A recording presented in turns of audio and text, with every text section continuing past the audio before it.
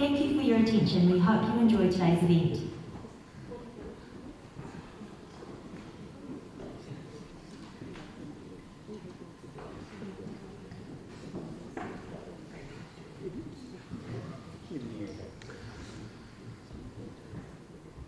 Enga waka, enga mana, enga reo, tēnā koutou katoa. Kei te whakahona e tia, se pane o te whare o patato te wheruwheru, a kingi tu hei tia. Tainui waka, Waikato awa, taupiri maunga, Waikato tani wharaua. Tēnei mātou, te whare wānanga o Waikato e mihi nei. Nō reira, e rā rangatira mai.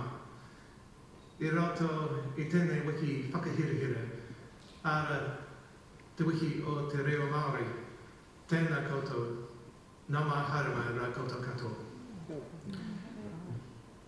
Ladies and gentlemen, good evening.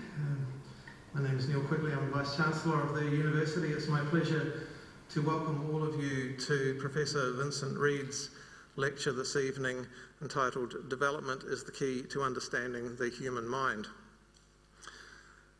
Because of the year that it has been, this is the first of our lectures this year, though we have had plans to have a number earlier.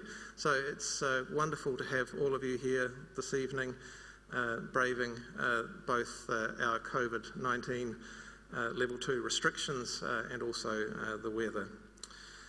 So it's my pleasure to introduce Professor Vincent Reid. He left New Zealand to go on holiday in 1999 and he got stuck overseas for approximately 20 years before returning to take up the position as head of the school for the School of Psychology here at the University of Waikato. Vincent returned to us here in August of 2019. Professor Reid is a noted developmental psychologist and brings with him a wealth of research and management experience. Professor Reid completed his bachelor and master's in psychology at the University of Auckland, after which he went to London where he studied towards his PhD under Professor Mark Johnson, now head of department at Cambridge University. He then moved to Germany, working as a research scientist at the Max Planck Institute for Human Cognitive and Brain Sciences, before heading back to the United Kingdom to Durham University and then to Lancaster University. Professor Reid's area of research interest is human development, in particular infants and fetuses. One of his biggest achievements is showing that it is possible to explore visual capabilities in the human fetus before gestation, during gestation. That's an important difference. This was something that was thought to be impossible previously. The majority of Professor Reid's work has focused on how the infant brain works and how infants learn new information, particularly from other people. His findings have been used for a variety of applications, including the development of epigenetic robotic systems in Japan, and to make it easier to collect brain data from children with epilepsy. His work has produced 2 spin-out companies, and over his career, Vincent has attracted over $25 million in research funding, primarily from the Economic and Social Research Council, the EU Marie Curie Actions, and via the Royal Society. Vincent and his wife Gemma have been keen to come home to New Zealand for some years. They appear to have timed it perfectly, managing to arrive in New Zealand before our borders closed and before our lives were turned upside down by COVID-19. So ladies and gentlemen, please join me in welcoming to the podium to give his lecture, Professor Vincent Reid.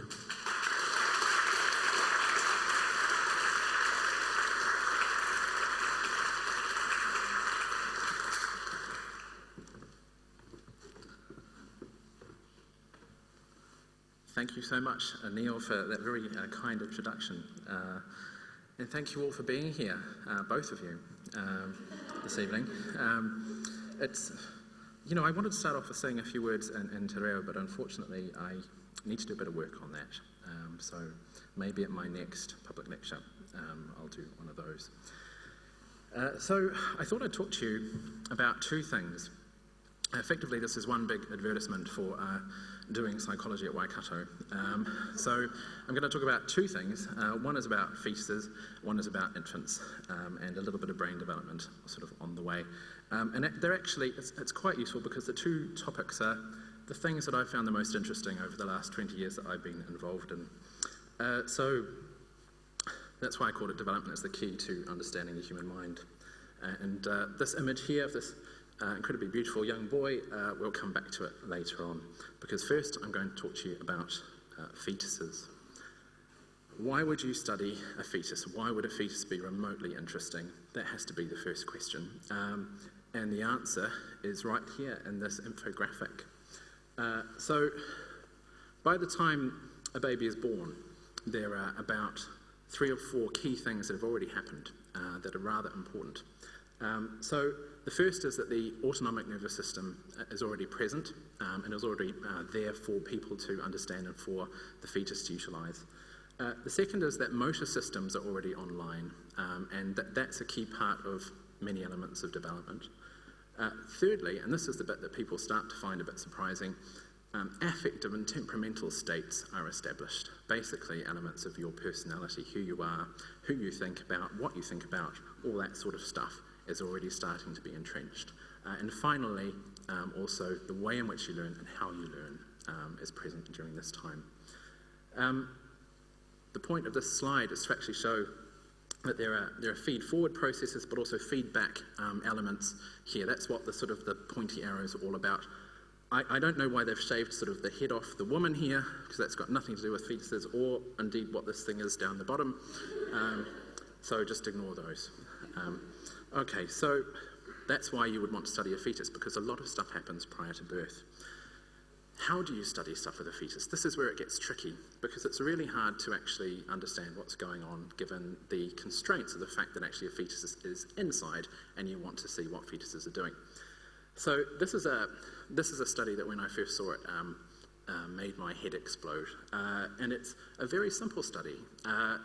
This is an ultrasound of a fetus, and what this study did is they simply just put an ultrasound onto the abdomen of a pregnant woman to see what was going on. So it's what's known as an observational study. And what they found was that the fetus would actually open the mouth prior to the hand arriving to the mouth area. And you think, what's so interesting about that?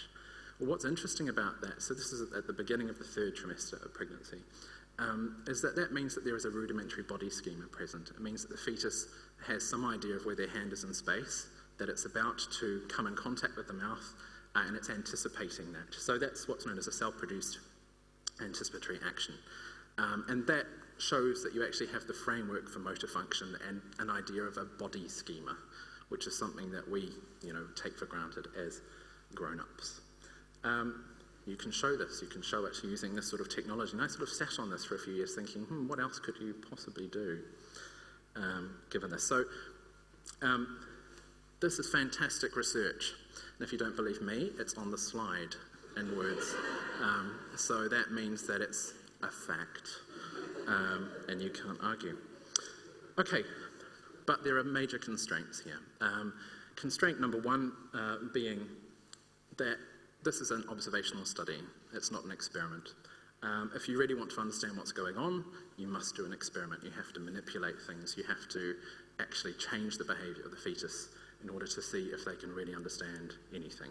So you can't make causal conclusions, and you can't really have a full understanding of what's going on.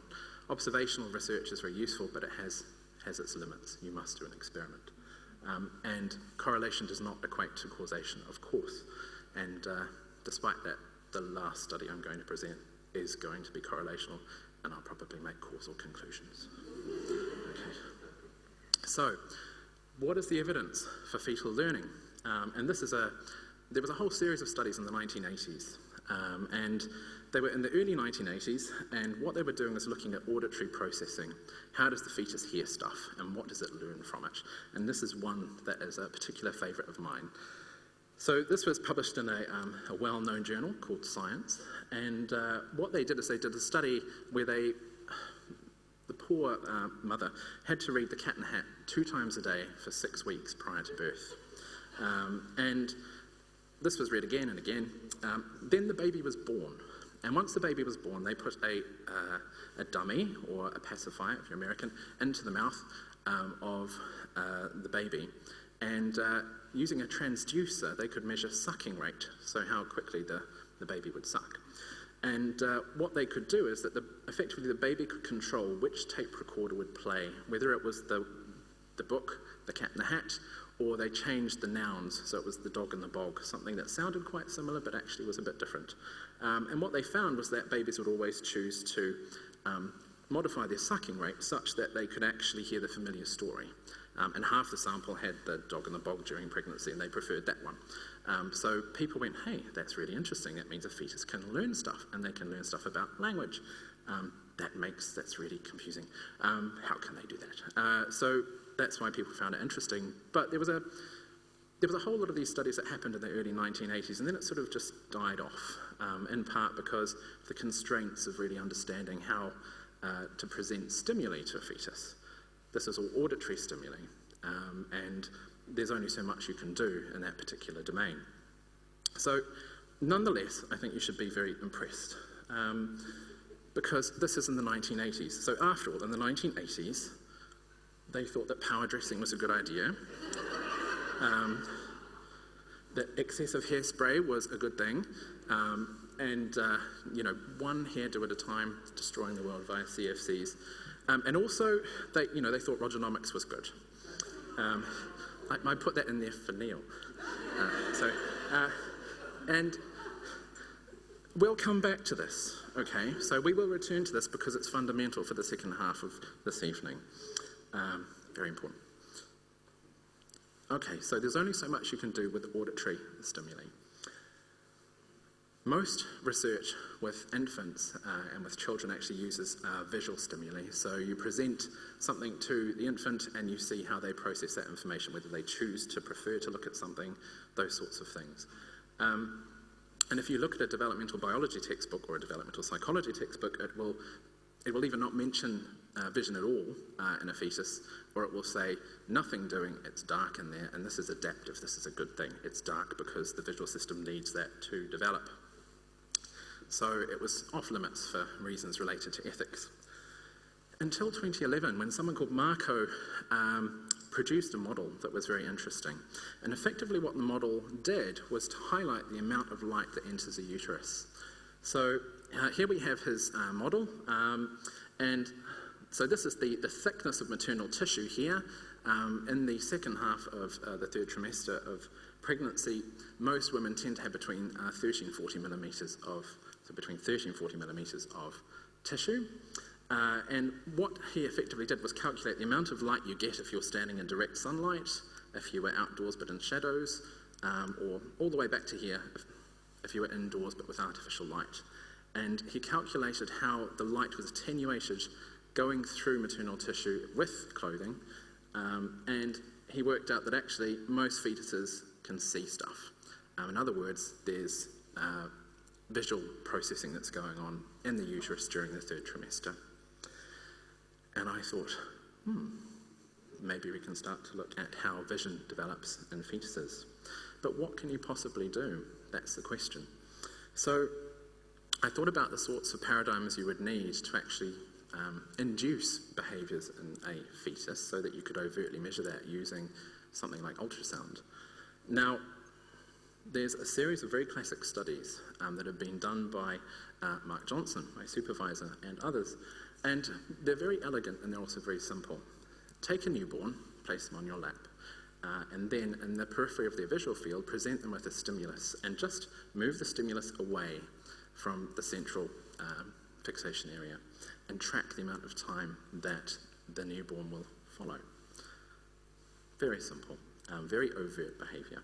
And what you get with this kind of study, so for those of you that can't do mental rotation, I've done that for you. That's sort of what you get is that actually a newborn would prefer to spend more time engaging with a face or face-like stimuli compared to something that's scrambled, compared to something that's blank. They will move their eyes, move their head a bit more, so it's a very overt sort of behaviour. It's not faces per se. The underlying mechanism is actually far more primitive and simple than that. It's anything where there's more information in the upper than the lower visual field. So if you present a capital T to a newborn baby, they find that interesting when contrasted to a capital T that's inverted. Very rudimentary mechanism, and our faces happen to have the same construction. And babies follow your face around, so there you are. So we had a potential method that we could utilise from the well-developed neonatal literature that we could then implement with fetuses potentially. And that's precisely what we did. So this is an image of Kirsty, so Dr. Kirsty Dunn, my collaborator. And what she's doing is she's first measuring the depth of maternal tissue, which will determine the strength of the light that's required. An ultrasound's being taken at the same time, and then she's measuring that head turn, and we're recording it and then looking at it afterwards as well. That was one part of that study. The other part of the study was to actually work out how the light changes when it interfaces with maternal tissue. So effectively what you have is you have the light is scattered, the light is attenuated and somewhat blurred because of things like adipose, so fat. And so what you end up with in this model is you still get something that looks roughly face-like. So this is not a face. So in the literature you talk about things being face-like, which is simply that 3 dots in that configuration. So you have one that looks like a face, one that does not, and we would expect that there would be more attention paid to the upper than the lower of those two. So just to sort of summarise that in an infographic from a disreputable magazine, but it's my favourite infographic, what we have is it's not actually a fetus on there, it's a photograph of a baby, but anyway, what we have is we've got the 3 dots, and either in the upright, the inverted, we present them, use the ultrasound, and we move the stimuli, and we measure the head movement. It's really that simple. This is a sort of 4D ultrasound that we had.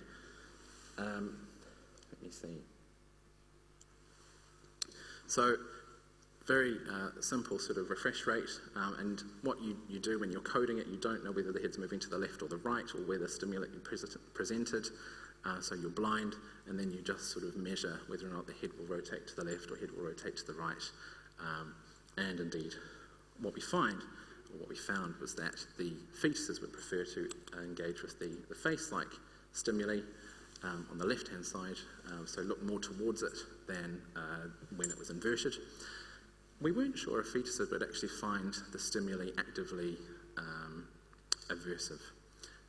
So no one had actually done this sort of thing before, and so we also measured whether or not the fetus would turn their head in the opposite direction, and that's why there's the away measurements. And what we find there is that actually they didn't seem too fussed, they preferred to attend to it and move towards it. So that's why we have that sort of away measurement as well.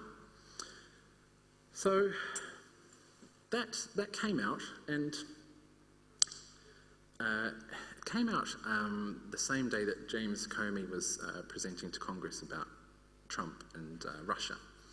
And so the top 10 items on Google, our data analytics team at the university, the top 9 were about that, and the 10th was us. And it was actually on the eve of the British general election, and we managed to hold them off in the top 10 for 24 hours. Which is probably a good thing. And the thing is that over 1 billion people sort of engage with that, and I think it's because the idea that fetuses look at faces seems just odd, and maybe it's something unusual for the news cycle, but hopefully you have more of an understanding of why we decided to do that. But I've only gone through some of it, because the question for me is actually, what is the mechanism? So this is an image from Aristotle's masterpiece. Aristotle's masterpiece was not written by Aristotle, and it's not a masterpiece. It was written about 1650, and who knows who wrote it. It's basically a midwifery journal that's relatively salacious. And this is actually, we had a second-hand bookshop, and so Gemma had a second-hand bookshop and art gallery, and she came in the door one day and she said, "You might find that interesting." And I did. But it nonetheless illustrates something I think is quite important, which is what's the mechanism, what's the potential mechanism here for why you get this preference to attend to certain types of visual information when you're a fetus. So, 6-month you have a breech position upright. 7th month you do. In the 8th month, it's factually incorrect. That doesn't happen on the 8th month, so ignore that. And in the 9th month, you have a cephalic presentation, upside down. So what needs to be known here is that there are two things. One is whether or not this is something that's what you might call innate or genetically driven, or if environment somehow plays some factor. And you can sort of look at that, and we're hoping to look at that using Monte Carlo modelling of how light changes during the 3rd trimester, how much gets in, how it changes as a function of pregnancy. And you really need to do that in order to understand what's going on, but it can be done. And let's just hope that Marsden bit comes through from the 2nd round. So it would be nice to know. The other part of what we want to do in that work is to develop this work further. So this is a study that was led by my good friend and colleague Tim Donovan, and taking the data that I had but adding some more. And what you see on the right-hand side here are some 4D images of the fetus. Now, on the left-hand side, you have a 2D scan of the ultrasound. On the right-hand side, you cannot see the eyes, so that it just doesn't have the level of resolution required to see what's going on. But on the left-hand side, what you can see is that you can actually see nothing if I do that. You can see within the echolocaic eyeball, the orbital socket, you can actually see the protein within the lens of the eye. And this is actually really important because that means you can actually see where the eye is moving. And so this was the first study to actually show ocular motor control in a fetus. We weren't sure at this point in time whether or not you actually have the head and the eyes fixed in a rigid disposition or if the eyes can move independent of the head. And this shows, yes, they can. They can move those eyes in that way. So our aim is to actually do eye tracking with a fetus. And eye tracking is a standard thing that you can do with infants, and it tells you all sorts of really interesting things. So to move that into the fetal domain would be really quite useful. So that's the first sort of bit that I want to talk about. The second bit is what I call the infans problem. It's not the infant problem. You're thinking, Vincent, you misspelled infant. So infans actually means without speech in Latin, which is where the word infant comes from. How do you get anything remotely useful out of this? That's the question. And that's a problem. So this, yes, these people are in the audience. So how do you get anything out of this? And it's very hard. What you can do is you can look at what's going on in the brain. So that makes things a lot more useful. And now, this is a summary of Psych 203 in 2 weeks. If you are a Psych 203 student, come to the lecture or at least watch it, because this is a very short summary. So what we have is we have an electrocephalogram. That's measuring brain activity. We're very lucky as psychologists because on the outside of the surface of the brain we have a thing called the cortex. Now, what the cortex does is lots of things that are very useful for information processing. Yay, that's lucky, because if they were deep structures, we couldn't measure them. The fact that it's on the outside is useful because you can put electrodes on the outside of the surface of the scalp and you can pick up what those neurons are doing in the brain. So here we have a baby. The baby is tied up to an EEG. It's amplified to make it big, and then you get a signal. Now, that's the top part, an electrocephalogram. The bottom part of this image is you've got a boombox on the left, and it's presenting a stimulus. Beep, beep, beep. Every time it beeps, you can see the stimulus in the electrocephalogram. When you add those all together, what you end up with effectively is a way of smoothing the data so that it's only related to how the infant is hearing that tone, that beep. So this thing down the bottom is known as event-related potential, the event being the stimulus, that beeping noise.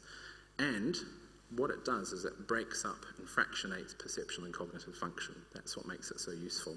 So all of these different components, the ELAN, the P200, the N400, the P600, there are many, many of them, and all of them are related to how an infant or an adult processes information, whether that is perceptual or whether it is cognitive. And they will tell you different things. Very useful. With infants, this is what you tend to get for a visual stimulus, a visual presentation. And so babies are not as super fast as us, as adults. Everything's a lot slower. their brains don't go quite so quickly. So there are two things I want to point out here. One is something called the NC. The NC is a negative going component, and this relates to attention, how much attention an infant's paying to something when they see it. The other thing is the positive slow wave, this tonic sort of effect that's much later in time, and I'll come back to that later on. So just bear that in mind while I go through some images for you. So here's a study that I didn't do because I was quite young, so I didn't do it. So this is by Cutis and Hilliard, and they discovered something that actually has been explored more than any other brain potential. And this is called the N400. So called because it's negative in its amplitude and it's 400 milliseconds after the presentation of the stimulus. So if I say something to you like, the pizza was too hot to eat, you think, that makes sense.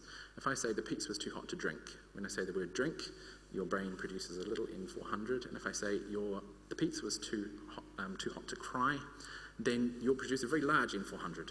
So the N400 is proportionally distributed as a function of how semantics that you've built up in your representation has been altered. In other words, you expect a pizza to be too hot to eat. You don't expect it to cry. Pizzas don't cry.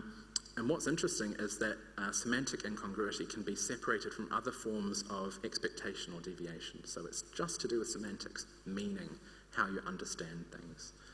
Really interesting. Okay, so that's language. Babies, not so much with language in terms of early development, maybe as toddlers, but if we want to really understand what infants are doing and give us some idea of how the mind is structured and how it develops, then you've got to look at something else. And so I was interested in action, because infants, they know a lot about action, what other people do, how they do things. So what we did in this study is we presented 3 images which effectively mirror elements of a sentence. Actions and language are actually highly correlated in terms of their structure, how they fit together. I can't go into that now, but it's very interesting. But effectively what you have is you have a context, an image like this, you have an action that's being performed, like so, and then you have an action execution. It's in the mouth. A very simple sentence, basically.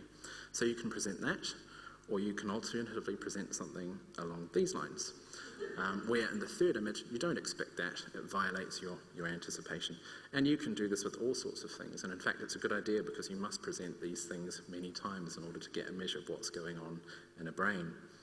I think you get the idea. So lots of them. So it's either A, B, and C, or A, B, and D. And you sit there and you watch lots of these. Now, if you're an adult, what you get is you get an N400 component. Now, we didn't know that before, so that's nice. My laser pointer's died, but anyway. An N400, you get 1 to action.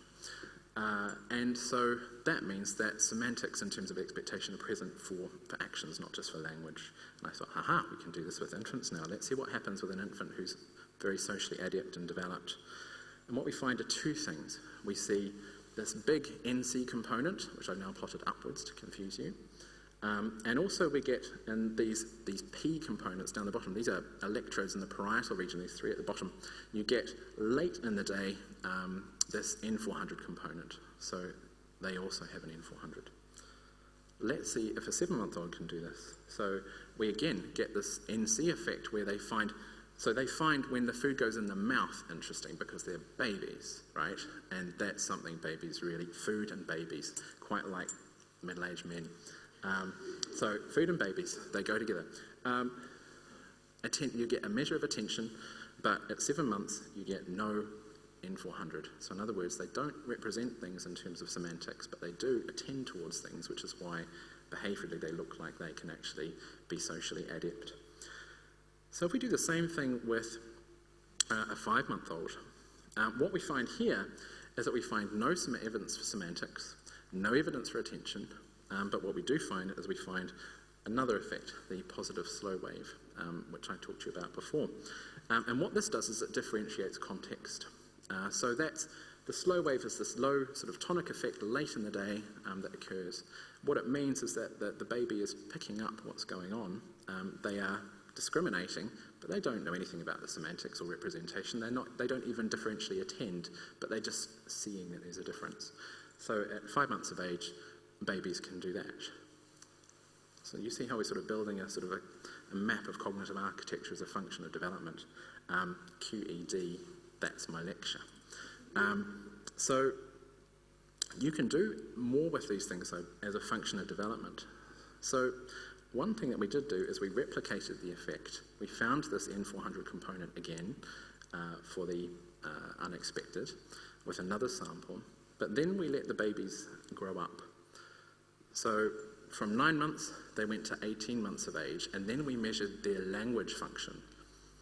So to see whether or not an infant had a certain level of capacity in terms of language.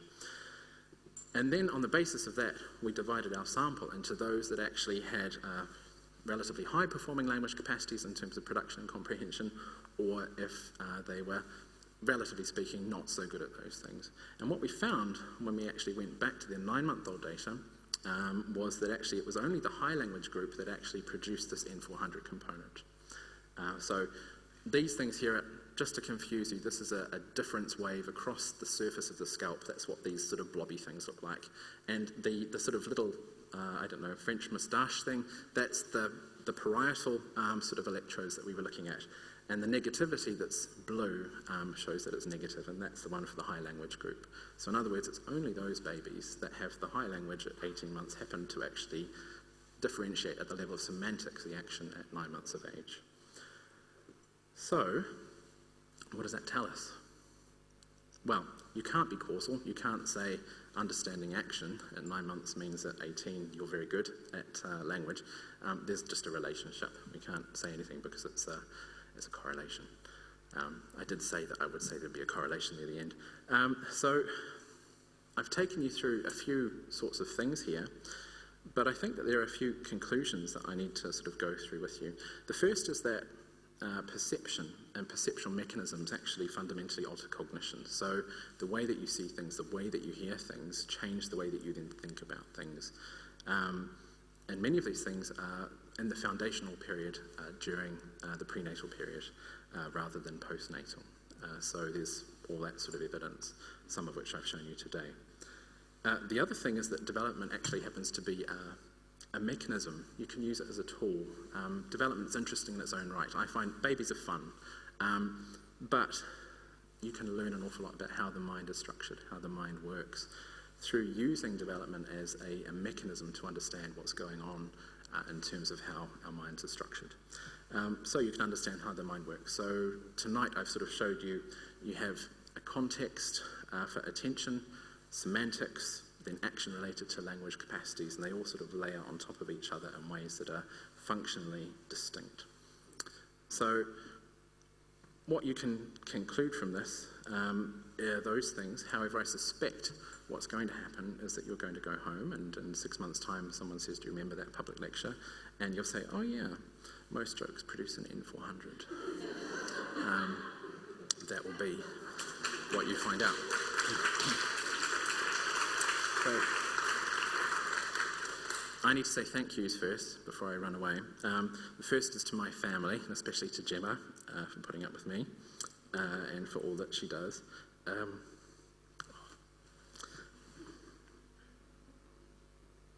Then my friends, who happen to be my collaborators. So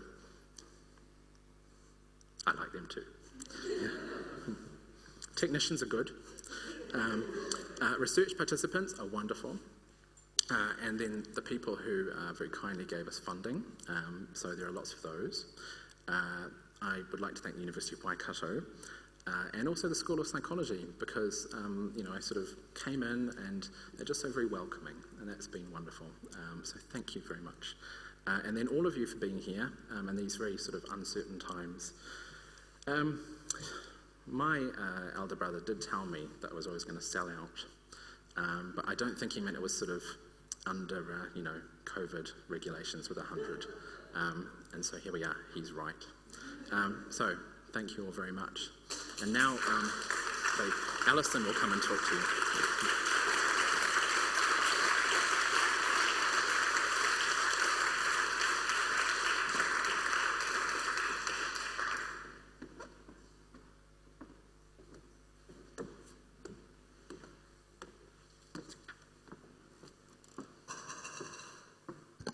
Kia ora koutou.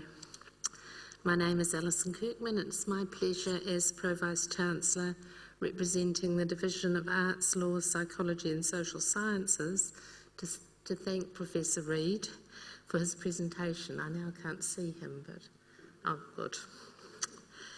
Thank you, Vincent, for a fascinating lecture about a topic that affects us all and daily and for which we mostly take for granted.